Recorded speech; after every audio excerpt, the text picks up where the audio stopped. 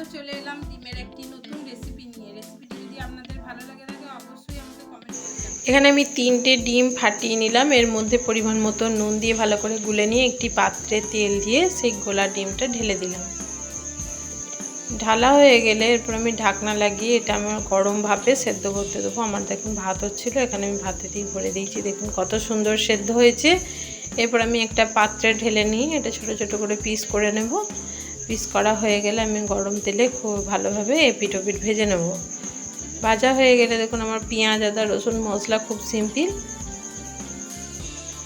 বেশি কিছু মশলা দেওয়া লাগে না এতে। সব কিছু ভালোভাবে ভেজে নিয়ে মশলা তেলের মধ্যে দিয়ে হলুদ পরিমাণ মতো নুন চিনি আদা রসুন বাটা সব কিছু ভালোভাবে ভেজে নিয়ে অল্প পরিমাণে জল এবং তার সঙ্গে সেদ্ধ করে রাখা আলু রেখে ভালোভাবে ফুটিয়ে নিয়ে ঝোল ফুটে এলেই আমি একটা একটা করে ভাপা ডিমগুলো দিয়ে 5 মিনিট ফুটিয়ে নিই। বাস নামিয়ে নিলেই রেডি আমার ডিম ভাপা।